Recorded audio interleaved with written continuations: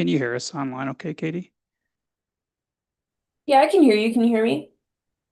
Yep, loud and clear, thank you. Sweet.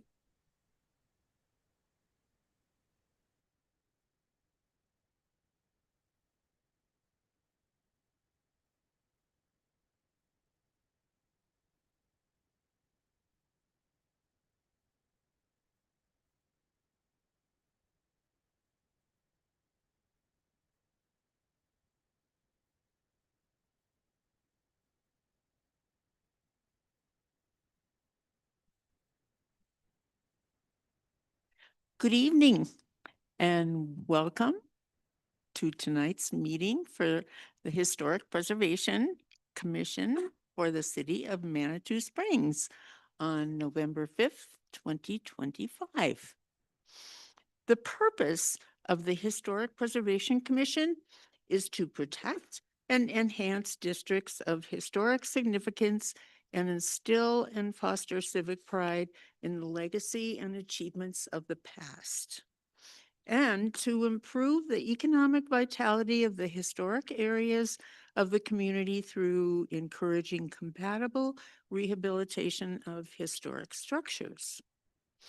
The Historic Preservation Commission is responsible for reviewing plans for building in the historic districts and architectural appropriateness, and to ensure proposals meet the city's design guidelines, which are based on the Secretary of Interior standards for rehabilitation. So, the order of proceedings for tonight's public hearing items is as follows.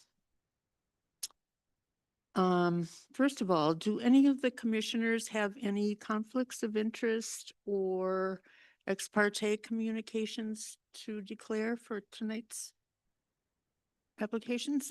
Okay.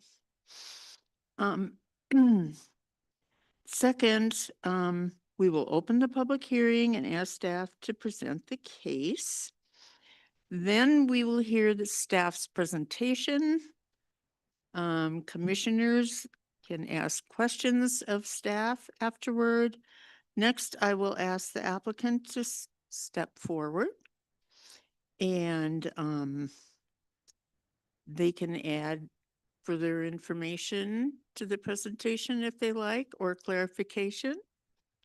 And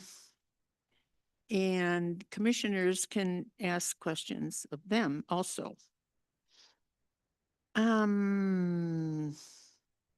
Next is asking for public comments. So we'll open up for public comment, and that will give the public the opportunity to make comments about the application as well. We will then close public comment, and commissioners will deliberate the application.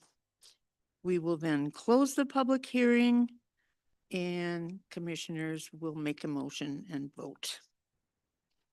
For any decision item, the appeal process is as follows. You can make written notice of appeal to be filed with the city clerk's office within 10 calendar days of the decision. Such appeal shall be heard by the city council. Please see staff for further information. And we can now take roll, starting with Matt. Commissioner Matt Murphy. Vice Chair Matt Rose. And Nichols, Commissioner. Commissioner Aaron Handlin. And I'm Laura Kinseth, Chair. And our first item on the agenda is the minutes from the October 1st meeting. Does anyone have any questions or comments? Everything look good? Okay. Do we have a motion to approve? I move we approve the minutes from the October 1st, 2025 meeting. Second. All in favor? Aye. Aye. Okay, the motion passes 5-0. Oh, and a note for the minutes, Joy Porter was not able to make the meeting. She gave notification. Excuse me. Is there any public comment on non-agenda items? Okay. Unfinished business.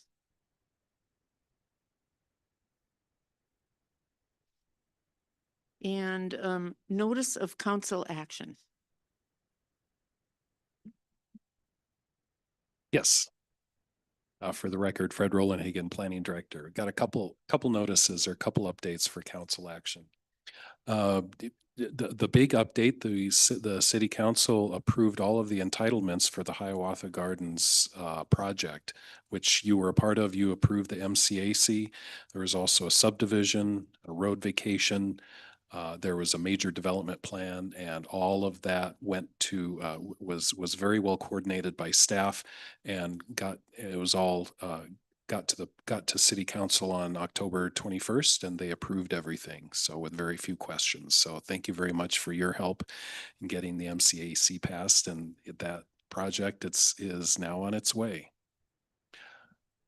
The other thing is Chair Kinseth did a very good job of presenting the budget for HPC during the Boards and Commissions Night presentation to City Council. That was last Tuesday. One thing that the City Council did make one additional request, or a request for HPC to have on its goals, or to work on for next year, and that was to review the Vicky Bunsen Duchette mini grant process, and to look at the requirements and the eligibility requirements for those things. And primarily, they were interested in the criteria for granting for the amount that would be granted, or the amount that's requested, and what's the criteria, how is that evaluated? Chair, is that your understanding too? Well, I understood that they wanted us to set some guidelines on the other two grants, because the mini grant was not funded in this year's budget. So, but there was funding for the preservation incentives grants. Yeah, yeah, that's correct. It makes it is a little bit awkward, because the Duchette mini grants are not funded at this time for 2026. So even if HPC reviewed that process, there's no funding for anybody to apply, but there could be in 2027. Yeah. The other thing, I talked with our finance director after that meeting, and to try to get some more information on the other grant, the other line items that are in there. That is basically there's $5,000 that's identified in a particular line, I believe, for either a tax incentive or for a grant coming from the state. So that's not money that the city budgets, rather it's a line that we receive money to go from the state, and then expend it to the project that would occur here in the city.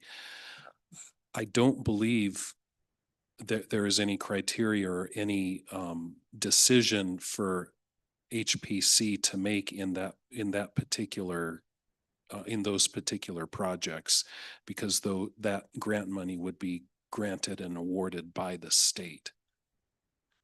Oh, but there's one, I think I read that the preservation incentives grant specifically was a city tax rebate. Okay. And I think city council was asking us to set some guidelines for that, and what are the limits Okay.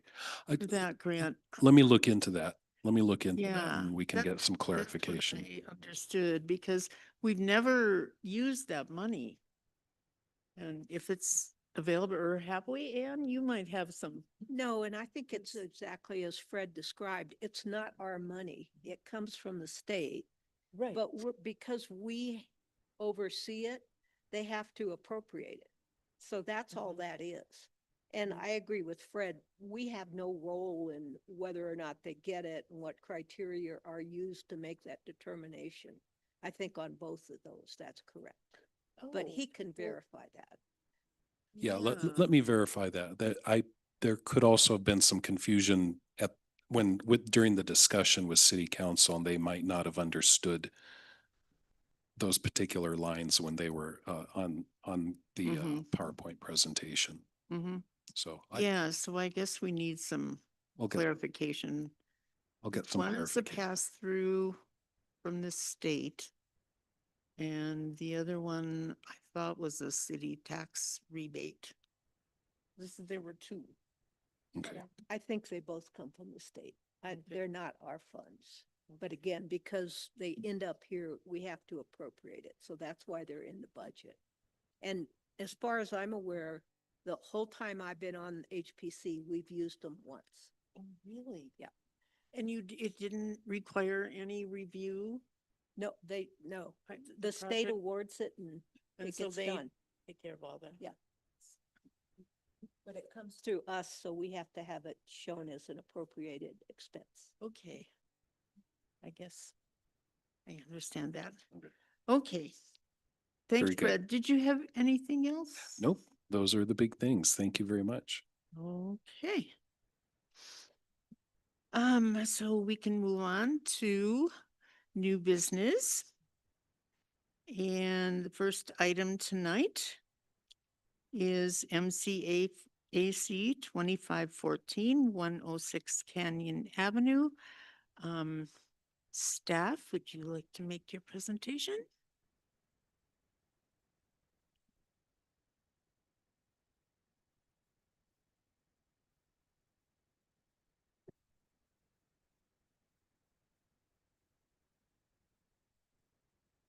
Hello, Zachary Davison, planner for the record.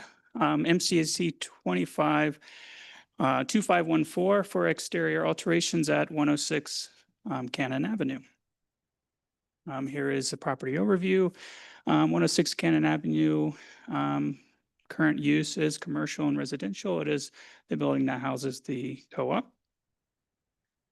It is in the commercial core historic subdistrict and it's zoned downtown. The project proposal, the applicant would like to reconstruct a wooden pedestrian bridge.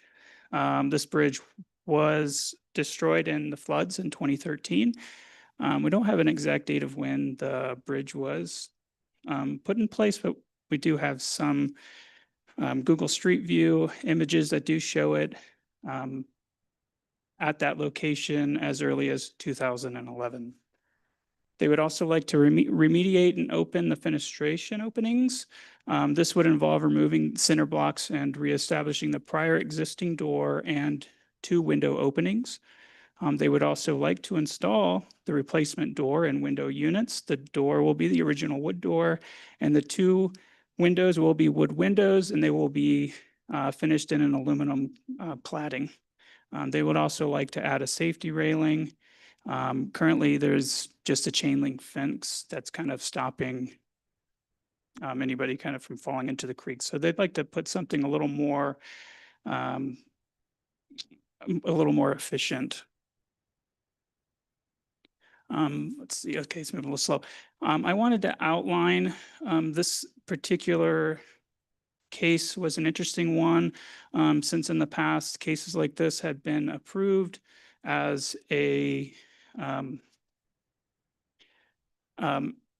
as something that is correcting kind of like an unsafe condition.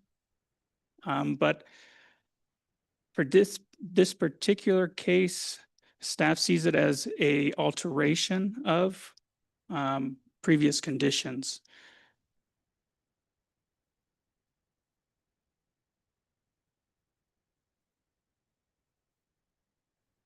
And here's a picture of the bridge. as it existed before the flood. Here are some pictures of the damage to the sublevel as a result of the flood. These are the current conditions. On the left, it's kind of a little fuzzy here, but that's a portion of the chain link fence that they would like to remove and replace with a railing. And then there are also the portions there that are bricked over with cinder block. And here is a picture of the door as it exists on the inside of the building. And you can see the cinder blocks there that are kind of blocking it.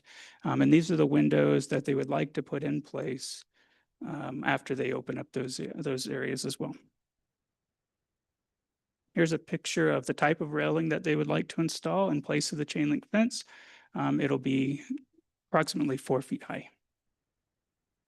And that concludes my presentation. Should the Historic Preservation Commission find it appropriate to grant the material change of apparent certification, staff recommends no conditions.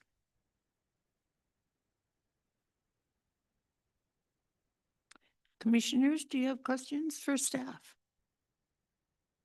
Matt Murphy for the record. I was wondering, the new bridge, is it going to be wood or is it going to be metal or? It'll be wood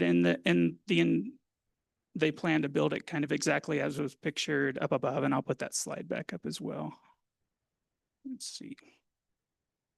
So they will be using cedar, and I'm not quite sure if they plan to color it the same color, but it will be a wood bridge. All right, thank you. More questions? Okay, now I'll ask the applicants to come forward, please. And so they are online with us today. They weren't able to attend in person, but I do have Steve online. Steve, if you would like to unmute yourself. Yep. Can you guys hear me? Yep, we sure can. Great. Yeah, I guess not much to add. I don't know if there are any questions.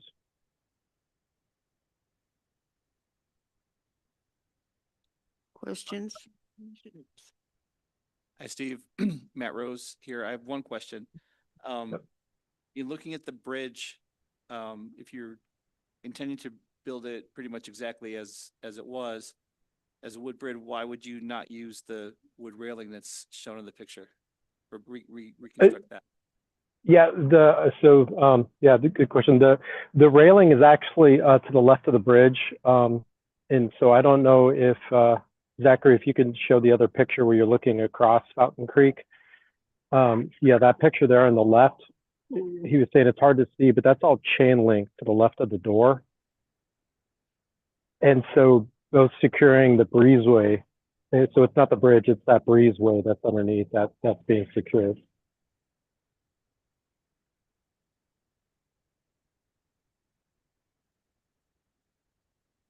Okay. Does that sound right? Matt? Sure, I can't really see very well in that photo. I'm gonna try to put it on Yeah, my computer. yeah, those openings to the left of the door, basically that's all chain linked, so it's not it's not a great look. And I think the previous owner had put up, just chain link to secure both for security of the area as well, because I think they had homeless people that were getting underneath that breezeway and sleeping in there. You can see the graffiti on the right.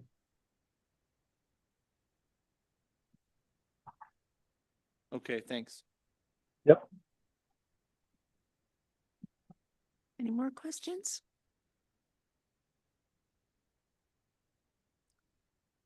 Do we have a motion? Oh, we need to do public comment. Oh, yes, sorry. Okay, we will now open the public comment section. Are there any comments from the public?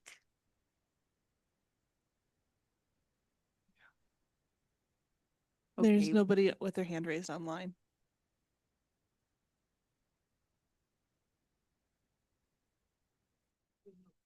there's nobody there. Okay, so there's somebody.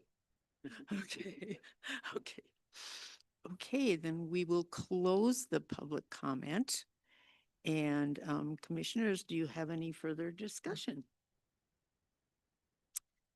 Do we have a motion? I move to approve MCAC 2514. Second?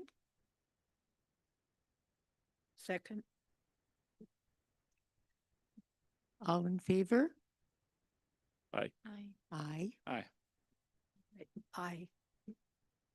The motion passes to approve MCAC 251450.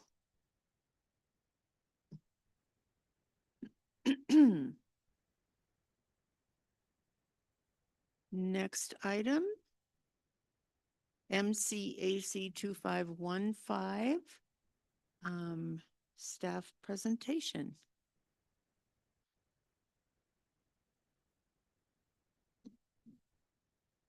Okay, MCAC 2515, exterior alterations at 50 Grand Avenue. I'm just going to resize my share portion here real quick.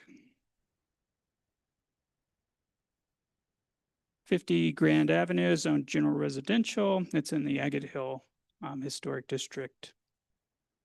It was originally constructed in 1882, but there was a reconstruction in 1920. So a lot of the information that we have in the inventory references most of the elements being a part of the reconstruction of 1920, and doesn't really indicate that any of the elements are true to 1882. The project proposal is to replace 6 windows on the sides and the rear.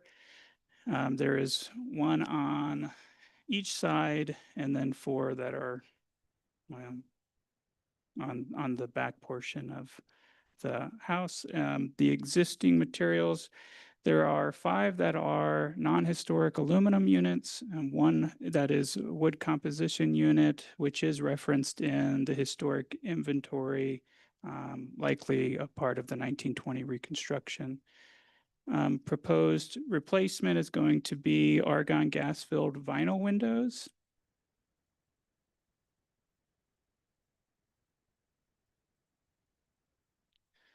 Here is a site kind of overview of where the windows that they intend to replace are located. For the one that's outlined in red there, those are 2 on the back, but there's also 1 on each of the sides as well. They're similar in size.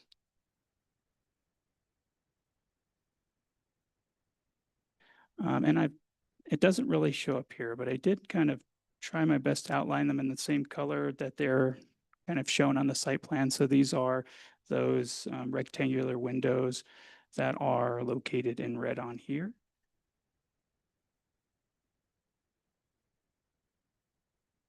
And here as well, and the window there in the middle is the one that is comprised of wood, and it is the one that is located there on the right side, and is relatively visible from the public right of way.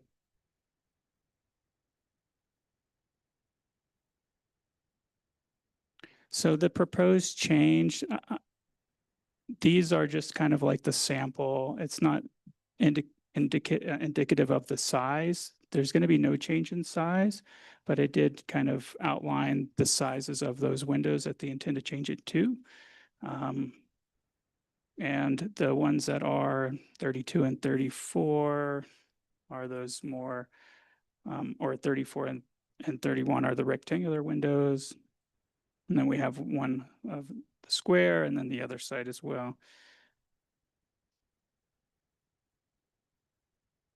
See, and that concludes my presentation. Should the Historic Preservation Commission find it appropriate to grant the material change of a parent certificate, staff recommends no conditions. Commissioners, questions for staff?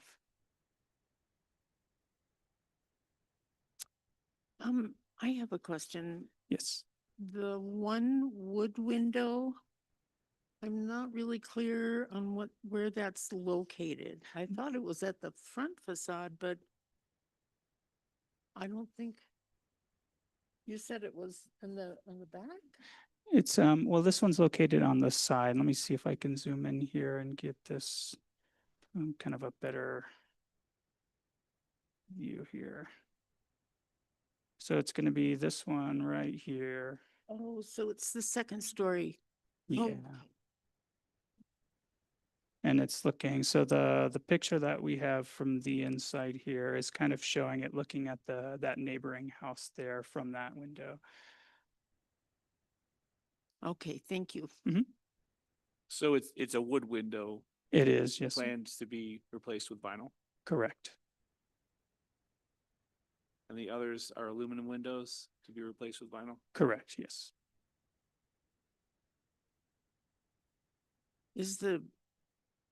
Were you finished, Matt? Is the wood window deteriorated? It doesn't I'm not quite sure on that appear to one. be. I apologize. We would have to pass that on to the applicant.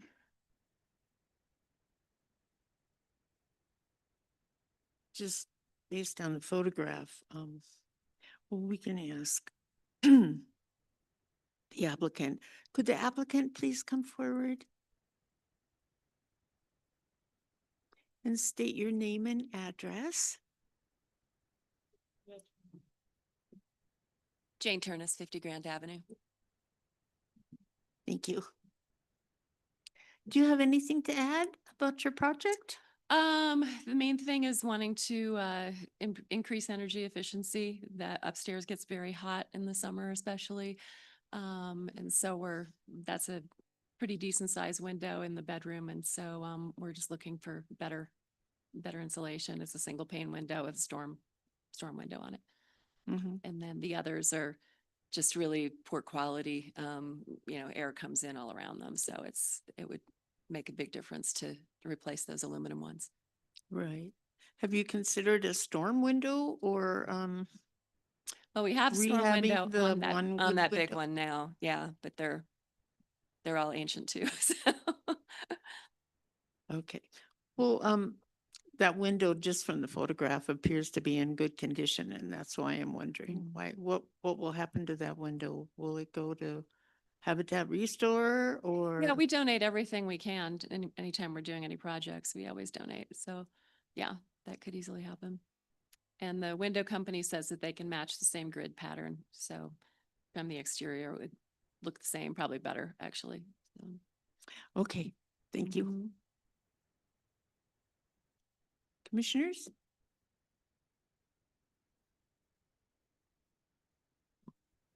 I was going to ask sort of what you were just talking about. A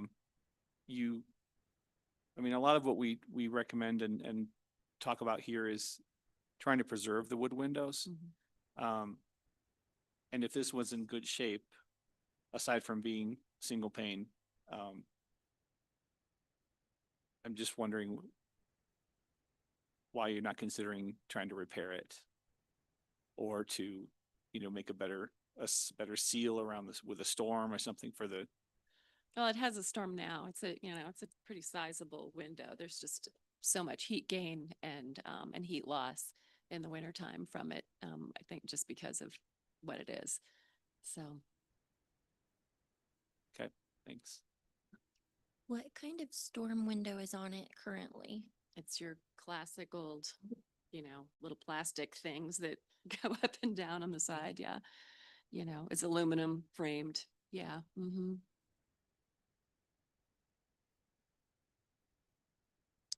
Any more questions, commissioners?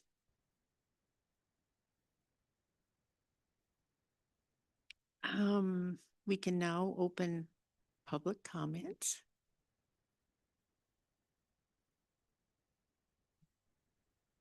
Any comments from the public? And we can close public comment. And you can take your seat now. Thanks.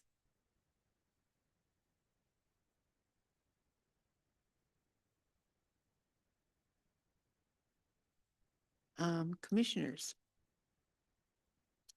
Any more deliberation? Okay, we will close that public hearing. And I'll ask for a motion.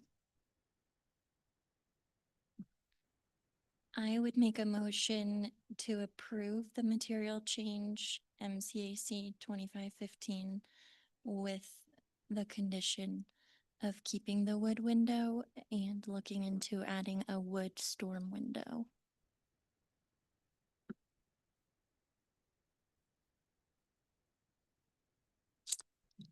Um, all in favor of that, or would we like more discussion?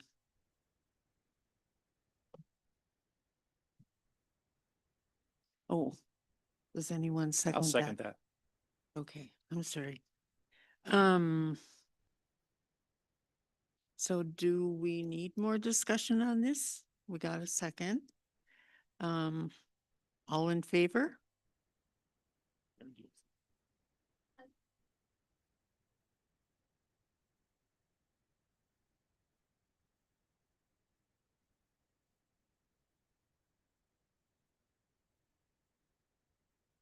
Can we recommend it? Aaron's saying Yeah. he has. Would we need to ask, Katie, are we allowed to recommend contractors? I mean, I think if you have any ideas, you can throw some out. I think I missed the previous comment. Somebody's mic was on kind of low. I think all that I would add to you, Jane, is there's a really great company out of Denver called Compass Glass, and they will build the storm window any way you want it. They can give you interchangeable screens and glass, and it really fits the historic look.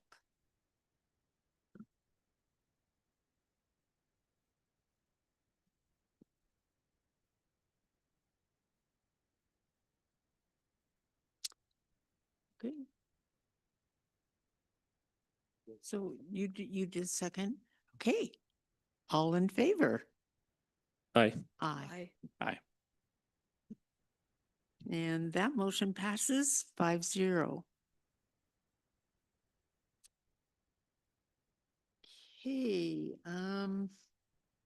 staff presentation for MCAC 2516 at 915 Midland Avenue.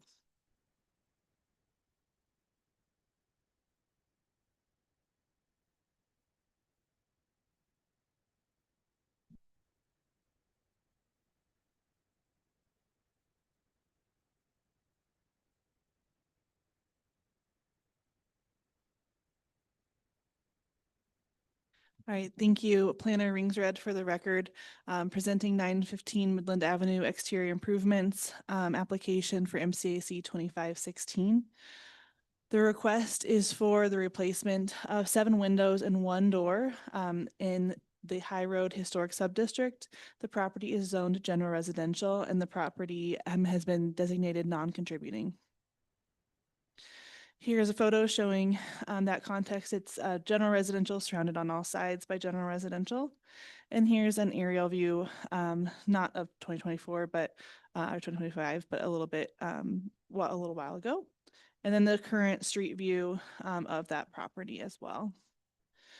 We're going to kind of go around the horn a little bit here. Window 1, which you can see on your screen there, is proposed for replacement on the northeast facade. These window replacements are part of sort of repairs to the property. So it's not all windows are being replaced on the property. Those that are broken in some way are being proposed to be replaced here. Then we have window number 2 shown here to be replaced and window number 3 up here to be replaced. We do have cut sheets at the end of this presentation. It is staff's understanding that there's no increase to size of the opening for any of the windows as proposed. And then this is on the southwest facades. This is not actually visible from the roadway. There's 2 windows here, windows 4 and 5. And then windows 6 and 7 are also proposed here on the northwest facade with very limited visibility from the right of way with just the proximity of that adjacent house. It's pretty tight there. And then these are the proposed windows that they would be vinyl at those locations. One thing to clarify is they are proposing a French door replacement, and this is the only sort of change to a size of an opening to occur here in place of this door as shown onto this deck. The deck was added in 1996. Should HPC recommend approval, staff has no conditions, and here's our motion language.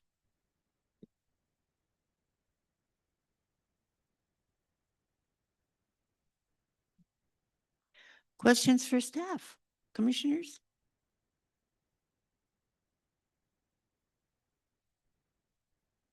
No question? So some of the windows are being replaced. So can we assume that some of them are wood windows that are in place? You'll need to ask the applicant in terms of what all of the different windows are. This property has seen repairs throughout time, so I don't believe they're all of the same period. They are not proposing replacement of the 2 windows that are on the sort of roadway facade. Those are not being proposed as replacement as part of this project.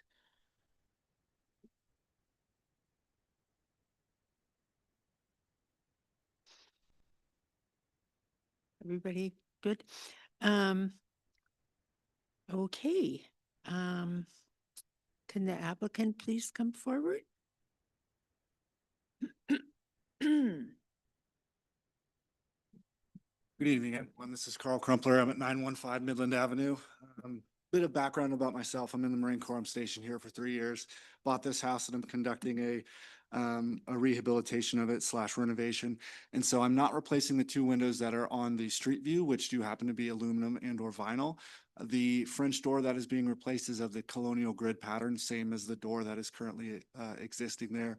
It's just made out of a stainless steel, energy efficient double paned construction. The house right now is under renovation, and so we're looking to replace these windows to increase the efficiency. So I'm getting a HVAC system installed in the house. The inside's being spray foamed, and so in order to increase the efficiency of the overall home, replacing the windows, looking to try and save the windows as well for follow-on construction of a potential greenhouse or something like that later on down the road. So I'm not looking to get rid of any of the windows once they're removed from the property. Thank you. Commissioners, questions? I do have a question. Where is the French door going to go? Is it where in the photographs, there's a picture of a door? Is it that? Yes, sir. The single door that's leading out to the deck. Yeah. The center line of that door will be the center line of the French door. So that opening's going to be about 60 by 80 is the new French door. And so it won't expand that much beyond the current, I believe it's a 36-inch wide door. Okay. So it's going to be 60 by 80? The French door, the width of it. Oh, so on the back. you're expanding the opening. Yes. Yes, sir. Thanks. Okay. More questions? So are any of the windows wood? Yes, the windows that are being replaced are wood, and some of the sills are rotten out. The window that you saw on the back side of the house, there was a catwalk built that had a roof that ran water towards that window and rotted out the sill underneath it. And so looking to try and replace that, but the opening, the rough in is not going to be modified. It'll be the same size. All the windows are still white vinyl, same style, no colonial grid where there wasn't in the past. So to match that pattern as the historical windows are, and then they're single hung. So same as the previous windows. The only upgrades is just the double pane and then they're vinyl. It's really, so maintaining the same style. Well, are all the windows rotted out? I mean, have they been evaluated by? No, ma'am. window? Some of the sills are in better condition. Granted, a couple of the windows had cracked glass, when I bought the property. Mhm. Oh, is it just cracked glass? Because that, of course, can be replaced if the windows are restored. No, ma'am, like the couple windows that were cracked, they did have some damage underneath, but I hadn't had it formally evaluated. Granted, yeah, that's just with regards to the window itself. Mhm. So And you currently have, it looks like you have storm windows also? Or did I not? that right? I may need clarification on what storm windows actually are. Like, i.e., is there another window in front of it, or is there's, I It's know there's another screen. window at the exterior Okay, to provide more installation. Yeah. The ones in the photos, they're hanging from the hooks. Those would be the storm windows. oh, They were, that is all just screen material. That is, well, they were screens and not storms. yes, they're all screens on the outside of the windows that are hung from those hooks. Okay. Yes, ma'am. So have you considered at all, repairing the wood windows? I have not, just from the amount of time that it's required and material resources for this renovation, that I don't have it within the budget, to do that. And as I'm working shift work right now, I'm on odd hours. So like I have to go to work tonight at 9:30 and work till 5:30 tomorrow morning. So I don't necessarily have the time right now to do that, during this process. As it's been ongoing for a couple months now. Mm-hmm. Because we always encourage that because you will end up with a better window if it's repaired. That old growth wood is very good insulation. Yes, ma'am. And if you use a storm window, I mean, it's something to consider, I think.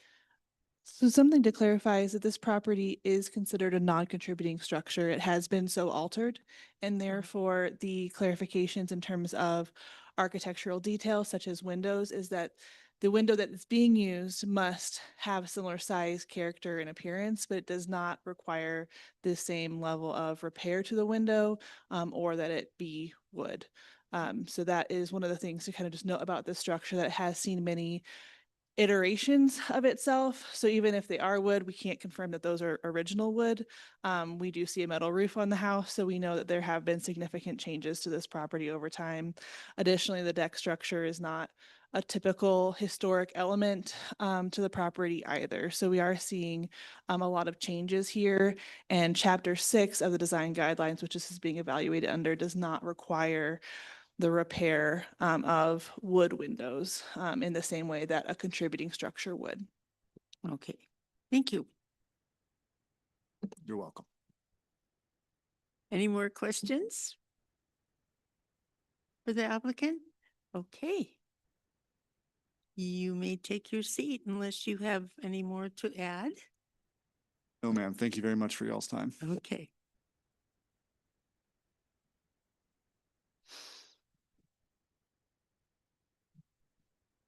And we can now open public comment.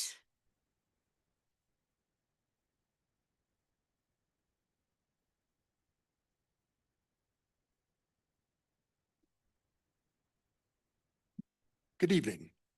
My name is David Hunting. I live at 914 Midland Avenue, directly across the street from the applicant's home. I served on this committee 30 years ago, so I'm glad you are still here at that time. I'm very much in favor of the applicant's proposal here. This house has sat vacant for the 20 years I have lived in my home. It has been very dilapidated, falling apart. As has been mentioned, it's had numerous changes to it over the years, and the applicant is doing an absolutely superior job bringing this old historic home back up to standards. He's going to be a good neighbor. He is over there day and night working on it himself. This is a classic example of sweat equity that you had before you today. The windows are going to be very, very appropriate And I have no problem at all, as do the other neighbors around us as well, with the applicant bringing this historic home back up to standards. Thank you. Thank you.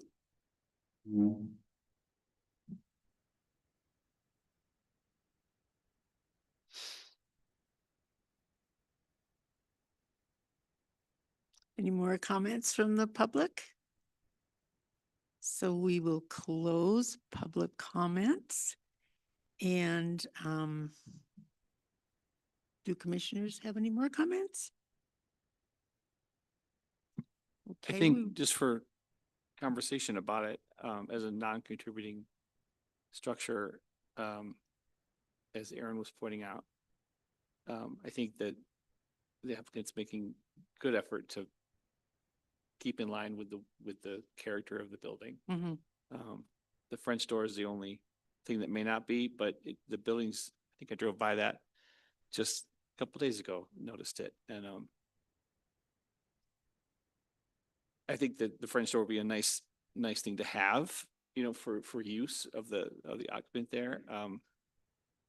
Even though it's a big change from what's there now, but I think that's appropriate.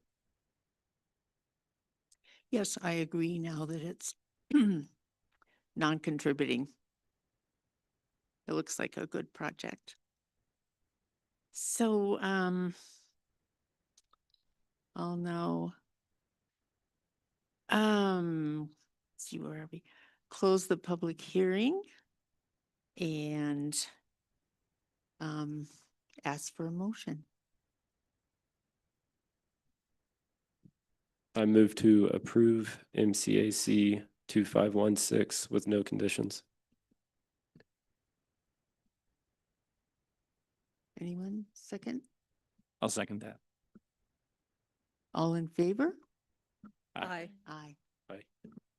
The motion passes 5-0.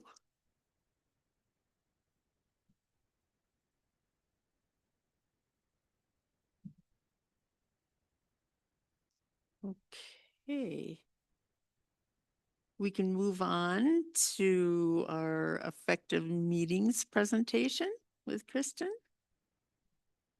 Hello, commissioners. Thank you for having me back. I'm just going to pass out some printouts of what was included in your packet for reference throughout the training if you guys want them. Commissioner Murphy, can I pass these to you?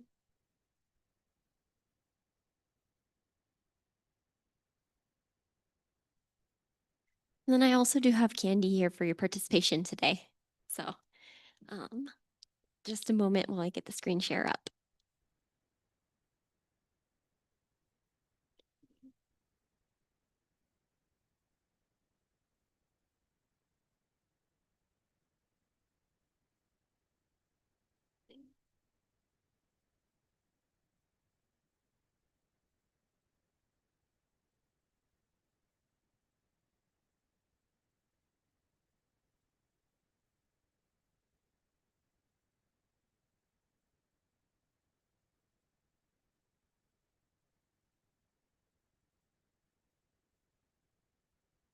Okay, great.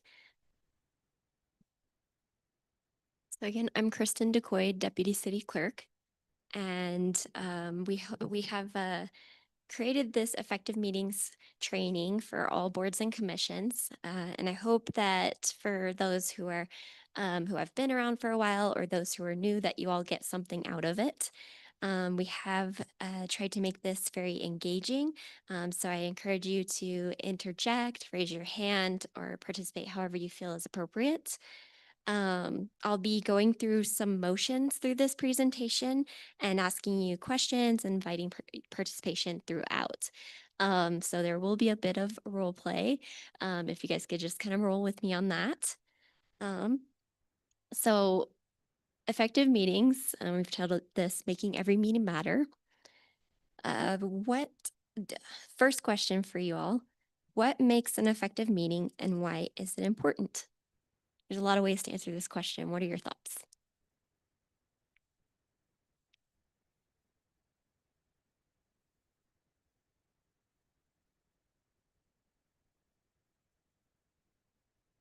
we could start with the first part. What do you think makes a meeting effective, like, or efficient?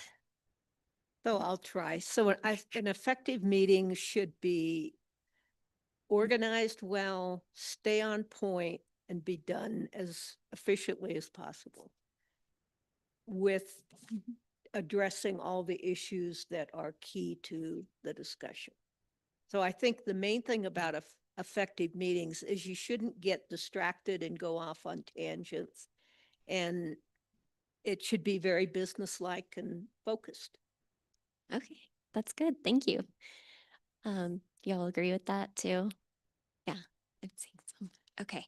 And anybody else have anything to add to like what makes it effective or why it's important? Anyone? I think it's important to do those things, so that when we have our properties that come up for review, people come to make their case, that it all seems like we're putting on a good show, essentially, making sure that we're paying attention to them and being concise and clear. Right? Yeah. I think I guess to elaborate on the points that you're all making, very, very good. It helps keep your meeting efficient. So you guys all get out of here, all parties get out at a reasonable time. It makes you consistent and fair, right? In the way that you operate. It also can support transparency. So a lot of things can go into that, and those help install public confidence and trust, and reduce risk when you have effective and clear meetings. Yeah. So I'll go on to the next slide here. I did include a presentation agenda for you all, and this is how we've structured the slides. So with your permission, I hope that it's okay if I share this presentation for you. Let's see here. So with your effective meetings agenda, I'll say, just like you do for your meetings, it is Wednesday, November 5th, 2025, and it is 6:20 p.m. So I'm calling this presentation to order. And then we will move to section B, roll call. So some of this I will be just explaining some things, and then some of it I will invite you to participate. When taking roll, of course, that's essential for the record and establishing quorum. We do recommend a little bit of formality with this, so it's proper to state all names and call on everyone, maybe like in school.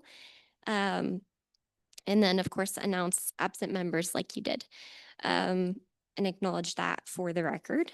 Minute takers, they don't always attend your meetings, and it's important that they can adequately make out who is present and who is absent from the meeting, so that the record is reflected correctly. And we know like the video is not always clear, and with the Zoom meetings, sometimes videos are off and on. So it really helps to try to keep that in mind as well. When acknowledging absent members, we do recommend that you acknowledge if they're excused or not excused. This is something that we are suggesting boards and commissions consider adding to their SOP. And it's important because unexcused absences can be grounds for removal by City Council. So we want to make sure that that record is reflected accurately anytime someone's absent. And then lastly, when it comes to roll call, we do recommend that if one individual is able to take that on, whether it's chair or staff, or if you have a secretary, just however you can maintain consistency with that is going to help keep things running efficiently for you. Can you repeat that last part? Is that Yeah. taking minutes? Oh, no, it's just calling roll. Yeah, for a roll call. You could kind of do it like in school, but sometimes rather than calling a member that you clearly know is absent, it might make sense to just state, like you did, Commissioner Porter is not going to be here today, and then you'll say if excused or not excused. So Yeah, and that's a process, like I said, you could put in your SOP for that part. Any questions about that? Any other? Okay. Excuse me. Yeah. So we should change our procedure, excuse me, and that does make sense. So we call each person's name and they say, and then they respond. Yeah, I think the way that you did roll call today was clear enough for the record. So if you were to continue doing that way, I think it would be fine. It wouldn't be an issue, but it might be slightly more efficient if you have one person call names. Yeah. Yes, I think that is clearer. Yeah. Okay. So we will move to section C, approval of agenda. This is a section that we recommend all boards and commissions add to their regular agendas. You can put it on a special agenda too if you want. So for approval of agenda, the board may approve the agenda as amended or as presented. And in doing so, they're agreeing to follow the agenda from top to bottom or in the order in which it was approved. So this is something that the city council does. It's approved by a motion, second, and majority vote. And it gives the opportunity for the commission to amend the agenda, which might mean reordering items if that's necessary for some reason, or removing an item from the agenda if it doesn't need to be on there. However, we do not recommend adding items to the agenda, and that is to comply with open meetings law, especially if it's a matter that the board intends to vote on. Any questions about approval of agenda and what that entails? No? Okay. Awesome. I don't Uh, think that's something that we typically have done. Approve the agenda. Yeah, I don't think we have it in your default sections in the system right now, but that's something that we can add on if you all want to. It's not like something that you need to motion. It's really between the chair and staff that develop the agenda. So I'm going over, I've developed this training for all boards, so I'll be recommending different things throughout. Some of it may be applicable, some of it may not, but that is definitely something that potentially you could add to your agenda if you feel like that fits.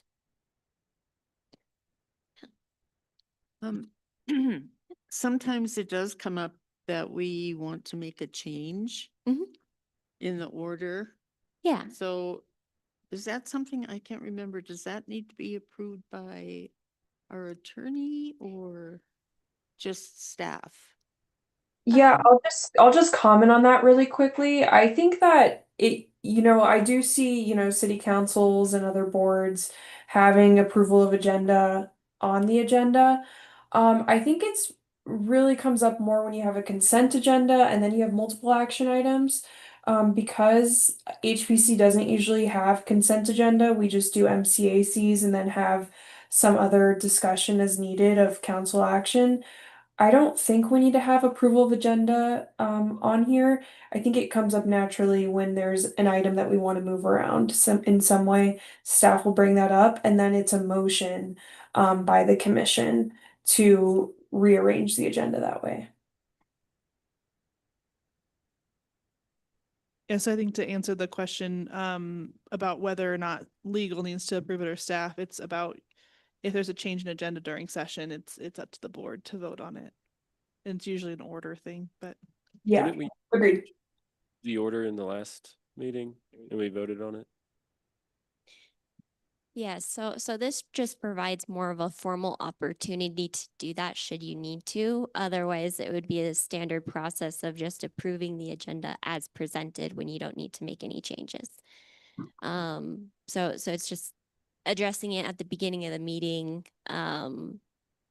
If there's anything that needs to be reordered for the most part. So just a standard thing that we're suggesting. Okay, on that note, I actually would like to suggest that we make an amendment to our presentation agenda. But before that, I do want to recommend that we make a motion that all motions during this presentation are invalid and for training purposes only. So here's where I'm asking you all to jump in with a bit of role play. Does anybody want to try to make a motion to that effect? Invalid motions during our training presentation.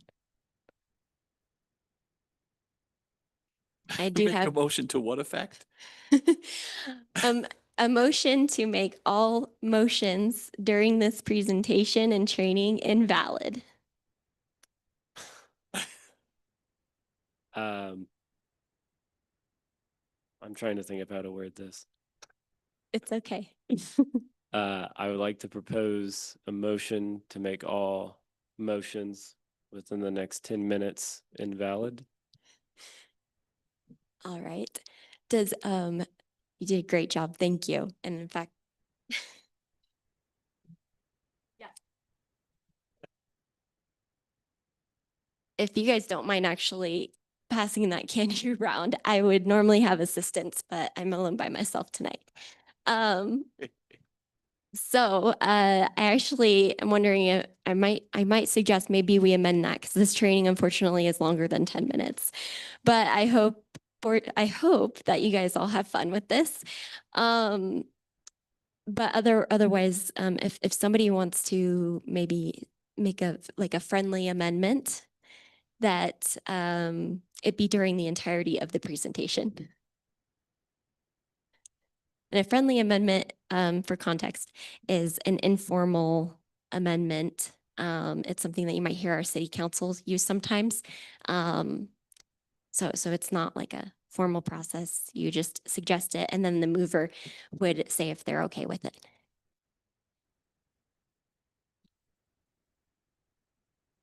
I would like to propose an amendment to Commissioner Murphy's motion that all motions made during the entirety of the presentation are invalid. All right, thank you. And then does anybody want to second that motion? Second. Thank you. All right. And with that said, okay, any other discussion, any questions about what's happening here? Okay. All right. Then for this motion for invalid motions during the presentation, how do you all vote?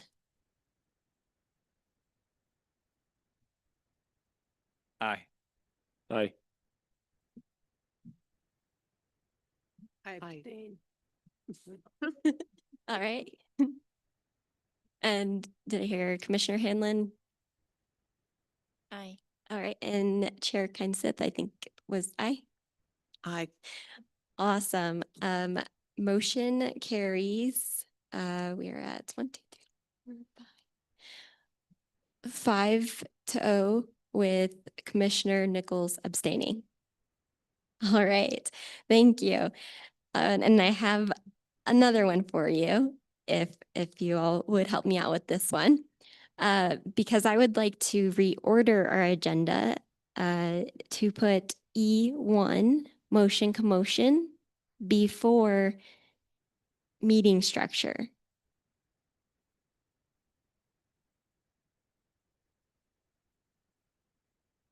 Does anybody want to try? I'll second that motion. Okay. All right. And then let's see here. Any questions about that we're reordering this presentation? No? Okay. All right. And then how do you all vote? Aye. Aye. Aye. Aye. Aye. All right. Motion carries unanimously. Thank you. You're helping me keep this presentation. Otherwise, my slides would have been all messed up. So thank you. Let's see here. And a quick note for our minute taker. You do not need to record the motions in this presentation because as we said, they're invalid. This really can just be briefly summed up. So with that said, we've already started playing the game. motion, commotion. And so I will be posing some questions to you, doing a role play game that we practice motions, discussion, and voting, all with a bit of fun thrown in for you. Essentially, I will call an item and open discussion. Then a commissioner makes a motion, another seconds, and then there's more opportunity for discussion before voting.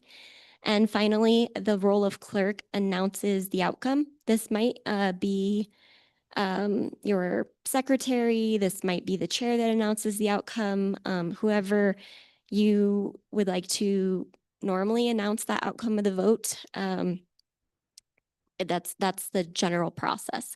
I will say that Robert's Rules, which is referenced in our city code, is a little bit more formal, but this is what we're going to practice for tonight's training and what we think is probably a good general process for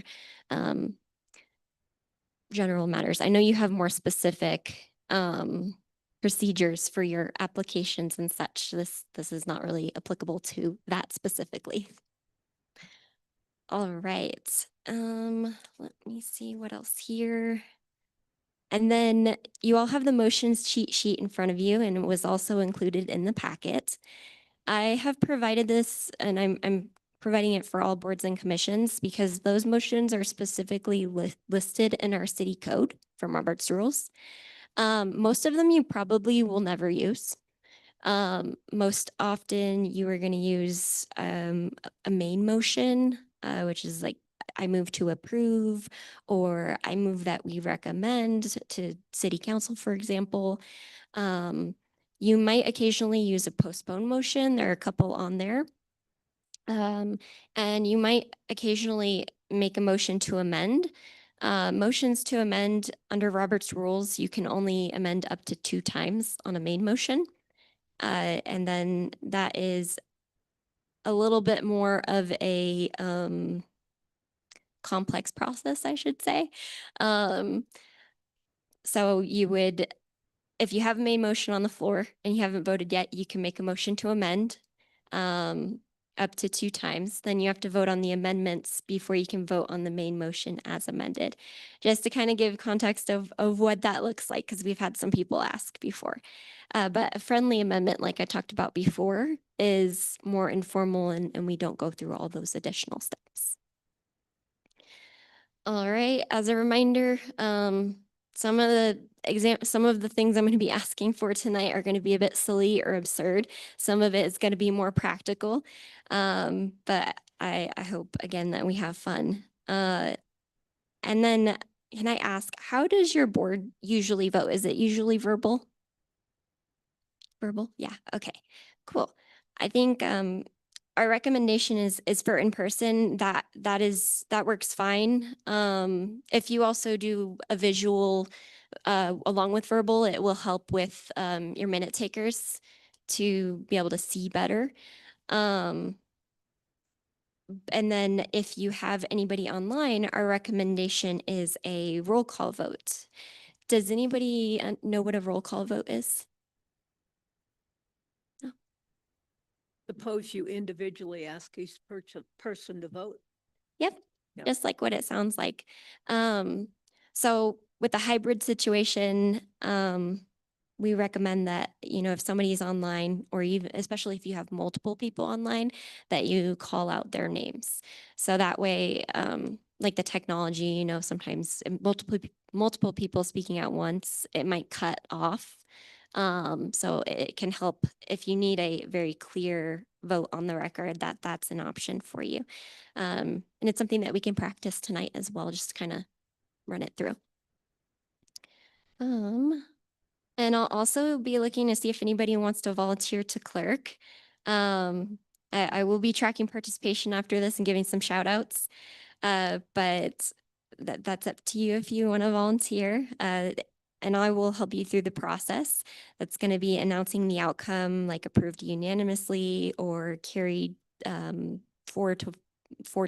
or something to that effect. All right. So, it actually, before I go through this slide, do you guys have any questions about the motion commotion? Yeah. So if we don't agree with a motion and we don't want to say aye, what do we say?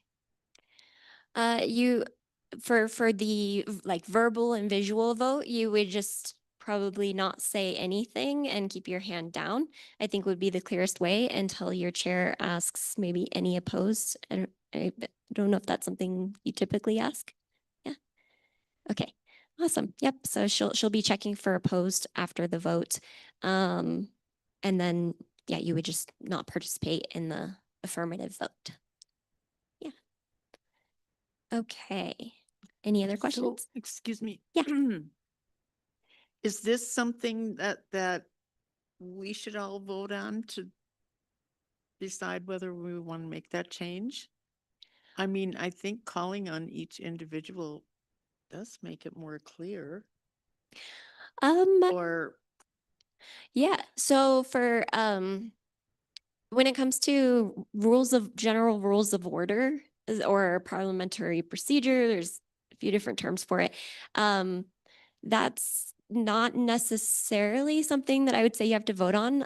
If you want to enact that in your process, you can. I will be getting into standard operating procedures a bit during this presentation.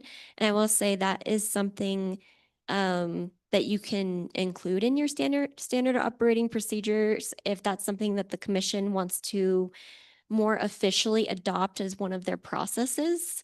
But if it's more of a consistent practice that you want to start following, I don't think you need to motion on it. So does that answer your question okay? Yeah. yes. Okay. Is it as informal as the preference of the chair? Because typically Laura calls the vote and announces the results. Yes. Yeah. So your chair is essentially your parliamentarian. So they help guide and conduct the meeting. And then staff is there to help support your chair as well in those matters. So they would be the ones ultimately guiding that. But when it comes to a standard operating procedure, which is more official, that is something that gets approved and adopted and amended by the commission as a whole. So does that make sense? Okay. Awesome. All right. Great questions, you guys. Thank you. So I will go to D1 roles and responsibilities. We're gonna just run through these. As you know, your chair runs the meetings and may oversee assigned tasks as needed in some cases. And then a very big one, of course, is helping work with staff on preparing the agenda. Your vice chair, in the absence of chair for any reason, will fulfill the duties that the chair is usually responsible for. Your secretary is responsible for minutes, who is one of our planning staff. So that could be staff, or in some cases, it's a board member. It varies depending on the board. Regular members are expected to attend all meetings unless excused, participate in discussion, and vote on motions. Alternate members are not required to attend meetings, but may participate in non-quasi judicial discussions. So that's an important note for you guys. Alternates may only vote when filling in for absent regular members and promoted through the appropriate process. So this is another matter that touches on the SOP. I believe, let's see here. Yeah, so as far as alternates, you want to make sure that you have a good and fair process for that. I will say that in our city code, there's a requirement that having alternates be seated or promoted to a voting member is something that is required to be included in your SOP. Then we have staff liaisons who assist you with remote technologies, provide reports, and answer general questions regarding rules of order. Council liaisons provide procedural direction to the board and relay the city council's position to the board, but they're not required to attend meetings. All right. Does anybody have any questions about all these roles? No. Okay, great. All right. So very broadly, under the matter of item D1, roles and responsibilities, I actually would like to trigger a motion commotion here. I have a question for you all. If everybody looked at the packet, you probably saw this coming. Should the board adopt a mascot? And normally your agenda item titles will be a little bit more specific to the matter that we're asking about, but this is a motion commotion. So if we could kind of go through the game and determine what you guys think about that for this role. Any commissioners have any ideas? Should it be a Labrador retriever Are or? we looking for a motion to adopt a mascot or just discussion about mascots? It is open for discussion, or you can put a motion on the floor if you'd like. Staff's recommendation would be that it be dachshunds in honor of our digital participants that frequently attend our meeting. Thank you, staff. I forgot to mention that you can participate within your role as well. Okay, I'll make a motion then to accept staff's recommendation on dachshunds as a, is there a dachshund in particular? Aaron? Oh, right, okay. Make Joy Porter's dachshund. I actually know the name of Joy Porter's dog. Oh, yeah. Yes, Fiona, if you wanted to add that. Okay, so, yes. Fiona. All right, great. Thank you. So we have a motion to adopt Commissioner Porter's dog Fiona as the commission mascot for HPC. Does anybody want to second that? I'll second that motion. All right. Thank you, Chair Kinseth. All right. Any further discussion? All right, then we'll go ahead and vote. I'm going to do a roll call vote so that we can practice that and see what that's like. So we'll start with Commissioner Hanlon. Aye. Aye. All right. Murphy, Aye. Nichols, Aye. Vice Chair Rose, Aye. and Chair Kinseth. Aye. All right. Motion carries unanimously. Okay. Then I will So share. when you do a roll call vote, I could have said nay, right? Yes. Okay. Absolutely. Yeah. Yep. For a roll call vote, it would be a little bit different. And then, for fun fact, I will share that I did this training with MAP previously. They also chose Fiona for their mascot. So your mascot will be working double time. So just for fun, she is loved. All right. I have a quick question. So for the roll call votes, so I guess the options are, nay, yay, or abstain. That's it, right? Yeah, I've heard abstain or recuse. Okay. I don't know off the top of my head the big difference between those two. I don't know if staff knows. Or Yeah, my understanding from other boards I'm on, when you recuse, you leave the room. Yeah. Because if you're in the room, you can, by looking at folks or body language, you can influence. Yeah. So when you recuse, you leave the room. When you abstain, you can just sit there and abstain. Ah, That's the way we've always done. thank you, Commissioner Nichols. That's what I've seen too. It's like recusal for a conflict or something like that, whereas abstain might just be that you're not coming down hard on one side or the other. Yeah, you should have a reason to recuse, but yeah. Awesome, thank you. All right. Any other questions at this point? No? Okay. All right, so understanding quorum and voting requirements under item D2. We've gone over this a bit before. Does anybody remember the definition of what a quorum is? It's been a minute, so. It's the required number of people in order to hold the meeting. Yep. And vote. I think it's 3. It's for your board, it's actually 4. I think it might have been 3 when we were last here because you only had 5 appointed members. I want to say Commissioner Hanlon has joined since. So a majority is now 4 for 6 appointed members. Yeah, but you got the definition down. It is valid meeting minimum number of members for a valid meeting. Yeah. Let's see here. And then I have some math for you all. It'll be up on the screen as part of the presentation. So if you want to hold up your fingers or speaking to the mic, whatever's comfortable. If you have 7 appointed board members, how many do you need for a quorum? 4. Yep. Thank you all. And then if you have 5 members, what's the quorum then? 3. 3. Thank you. And if you have 3 members? 2. Perfect. Okay.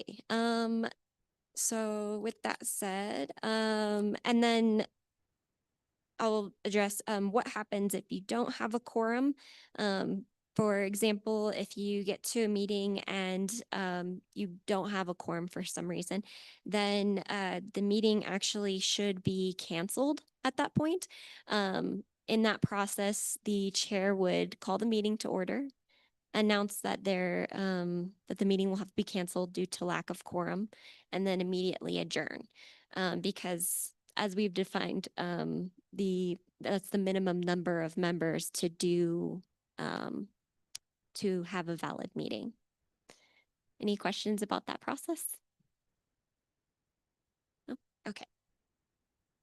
All right. And then let's see here. As far as voting goes, per Manitou Springs Municipal Code, and based on those motions on the cheat sheet that are included in the city code, motions are defined to require either a majority or 2/3 vote of those present.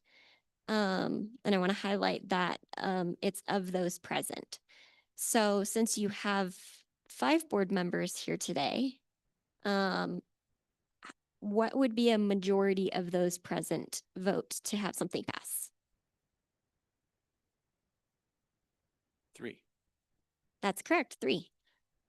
I have a question. Yes. So we often, when Commissioner Porter is at the meetings, she is online. Mhm.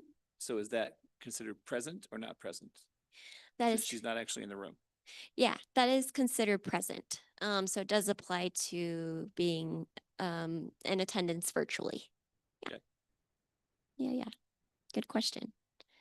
All right. And May I add, if at some point in time we did lose Commissioner Porter, like connectivity or something, oftentimes we'll pause the meeting until we can get her confirmed back on. And if not, we have to make note of that in the minutes, and it affects who is eligible then to vote. thanks, Aaron. That's a good point for sure. All right. And there's only a couple on there that apply for 2/3 vote, I'll say. I think it would be rare that you would run into that. But that is just something I thought I would briefly mention.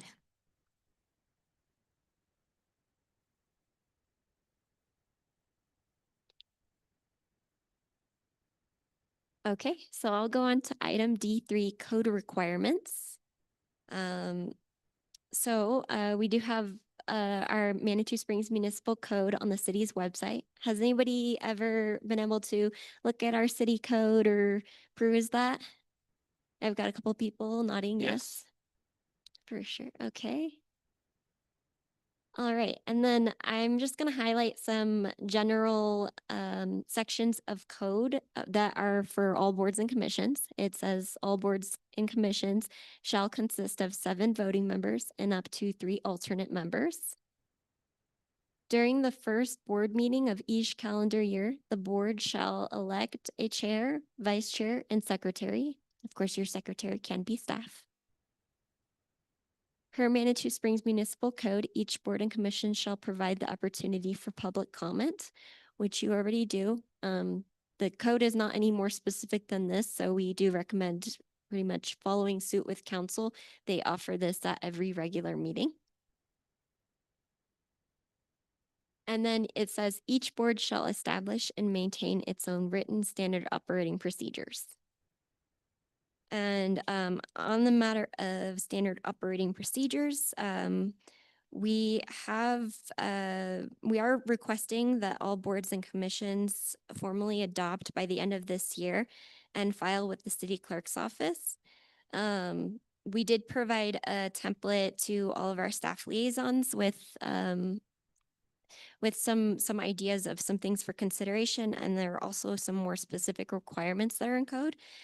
So it has things in there such as membership changes, addressing attendance to ensure that you have quorum for meetings, alternates, and some general rules of order. I'll also pull up the city code in a moment here to kind of show what that looks like for anybody who hasn't seen it. And then for your SOP, we recommend reviewing that annually because, of course, well-developed procedures can really greatly support effective meetings for you all. So I'm going to go to the website here. If my mouse will, there it goes. All right, so to get to the city code, you'll start on the city website and go to the government tab. Then there's municipal code at the top right corner. It's located right now. And if there are any ordinances that have been approved or adopted by council and just haven't been codified into this online code yet, they would be listed right here on this home screen. On the left, you have your menu where we have our charter. Anything in the charter can only be changed by election. And then under Title II is where you will find boards and commissions. So if we go to boards and commissions, I'm actually going to scroll down a bit. You have a rules of procedure section, which is just like rules of order. I think the term I've been using the most here today. Under that, this is where we cited that requirement for an SOP. And the specifics say that at a minimum, the SOP shall include information on open meeting requirements, which we have provided in the template that we sent out. Process for selecting which alternate will vote in the event of absence of a regular member and more than one alternate is present. I will say that there's a lot more scenarios that you could potentially go over for that, especially being quasi-judicial. Like if you have members that arrive like in the middle of an application or something, you could consider like those kinds of things for alternates. For example, one scenario that I had was if you promoted an alternate and then the regular member arrived, but you already have 7 voting members with your alternate promoted, how do you address that? Things like that you could think of. And then it does require you to address training for members, which you can determine how detailed you want to get with that. I do recommend trying not to be too detailed in your SOPs. You don't want it to hinder your processes, but you do want it to be able to be a tool for you to use, if that makes sense. And then, any questions about this so far? No? Okay. And then I every have one question, sorry. yes, You said you sent out a template I did to to who? staff. Yeah. Staff. Yes. Yep. And part of that template is that it is also ADA compliant.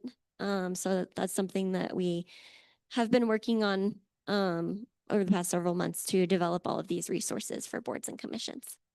Yeah. And then every board and commission has their own specific section. I'm gonna guess that you all probably seen yours before. It's under 2.52. It has your powers and duties. It also has a couple other sections in here. It's got membership and staff. So that's just a quick little tour of the city code. All right. Any questions about code requirements? No? Okay. Let me jump to. All right, we'll move to item E2, turning discussion into action. I'll start by stating that the commission does act as a whole and can really only truly act through formal and collective decisions. Individual commissioners can't speak or act for the commission unless the commission has formally voted on something. And then why voting matters. Motions are how the commission moves from discussion to action.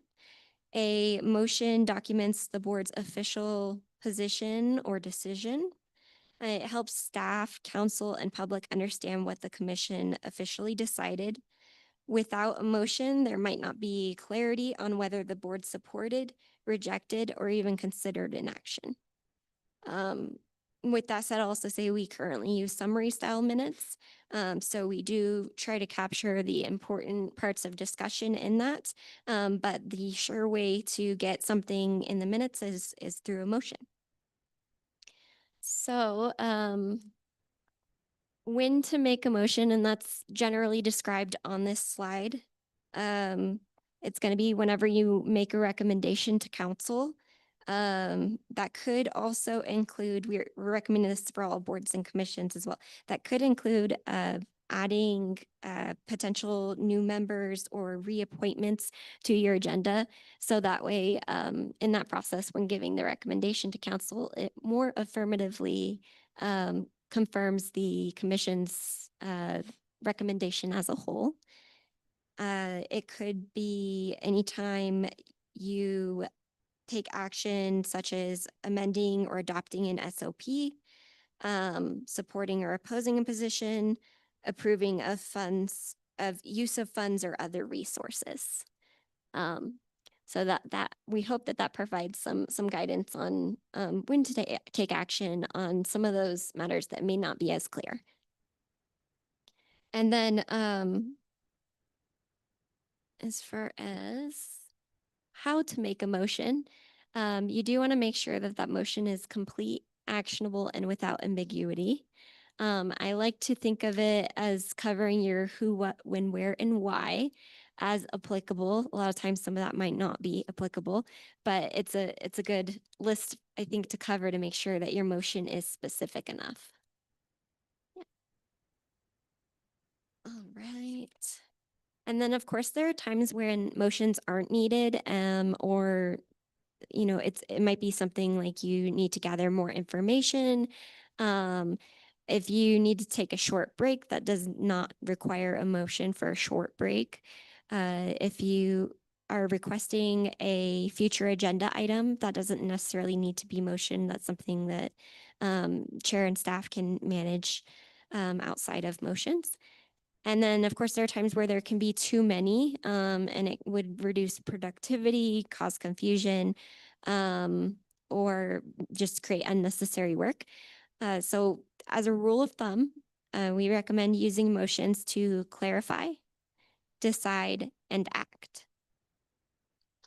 Any questions about when to make motions and how to make motions? All right. And then on the subject of turning discussion into action, which is a very broad subject again, I have a motion commotion for you all, and I'm going to put it up on the screen so that we have it for a visual. This is a bit silly. Should the commission authorize a historic preservation musical featuring hit songs like You Can't Paint That Trim and Motion to Demolish, denied?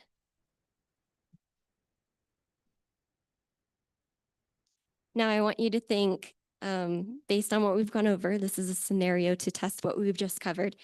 Do you think that this requires a motion?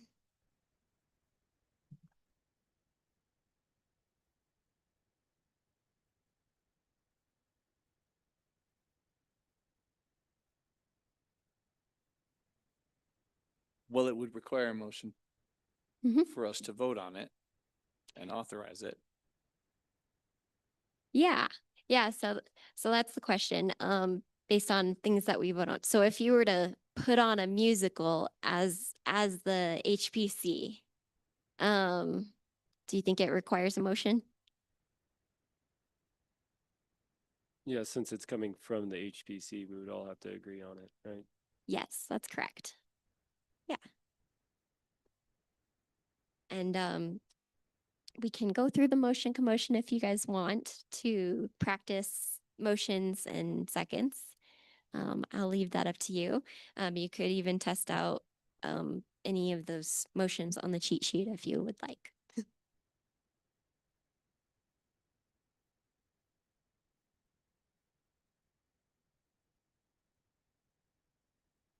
I move that we postpone indefinitely the decision on whether we should have a musical Okay. from the HPC.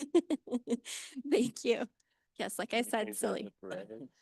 Does anybody want to second that motion? I'll second that. All right. And any further discussion? All right. We'll go ahead and practice our roll call vote here. Commissioners Hanlon, how do you vote? Aye. Aye. Murphy, Aye. Nichols, Aye. Vice Chair Rose, Aye. and Chair Keinseth. Aye. All right, motion carries unanimously. Thank you.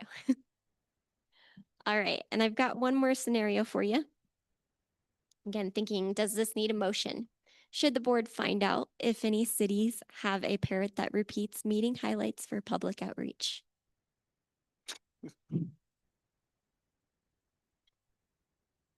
I'm glad for the laughs. Thank you.